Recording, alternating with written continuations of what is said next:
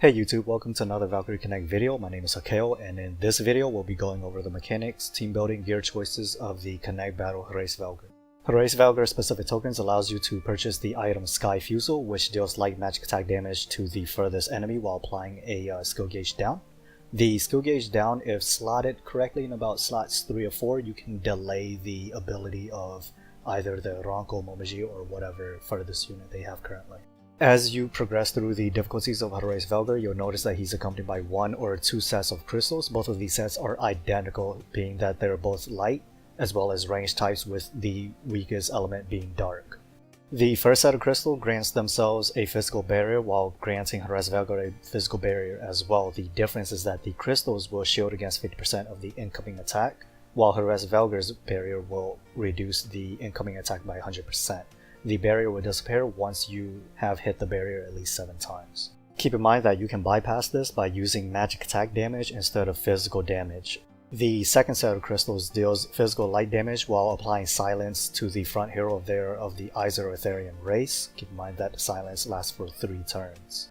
Hraesvelgr has an activated and auto ability. His activated ability deals light physical damage while applying silence to the 2 furthest enemies for 3 turns. Keep in mind that silence only applies to Aesers and Therians. His auto ability is a Connect wide ability which deals light physical attack damage to all units in the Connect battle while applying silence for 2 turns to all Aesers and Therians.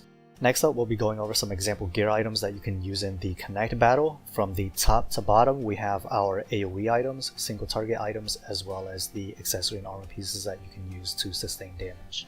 Just as with any other Connect battle, not only are the units important, but the gear choices as well. If you choose the correct gear, you'll be able to Crystal Crush quicker, you'll be able to take down the boss quicker, thus allowing you to beat the boss before the time runs out, or before he kills you.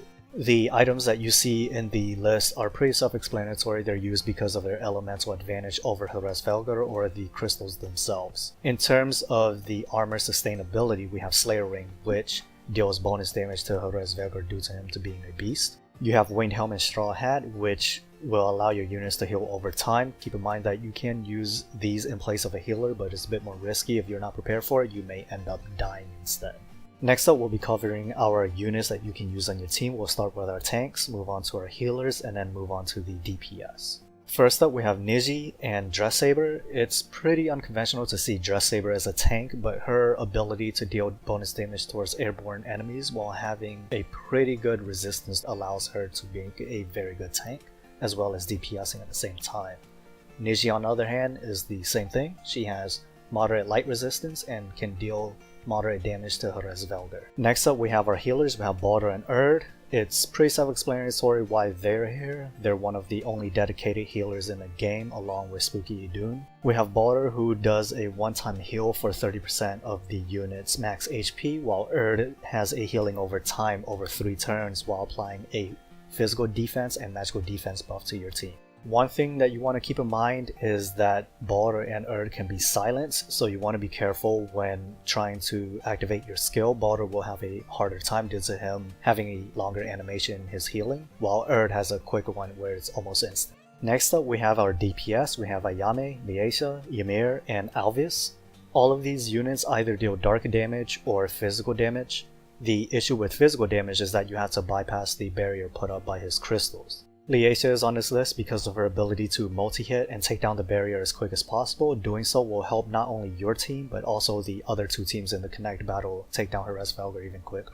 Keep in mind that all 4 of these units are able to hit the crystals as well as Hraesvelgr himself, which allows you to Crystal Crush at the same time while dealing damage to Hraesvelgr. Next up, we have our second set of DPS. We have Hraesvelgr, Momoji, Nautica, and Yvette. Looking at all these units, they're able to Crystal Crush as well as deal damage to Hraesvelgr. Hraesvelgr can hit 3 random enemies. Momoji will take down the crystals very fast, so you can start targeting Hraesvelgr. Nautica will hit the furthest enemy, though water isn't the best element to kill the crystals. When the crystals are down, you are able to hit Hraesvelgr, and you will also have a bonus damage towards Beast.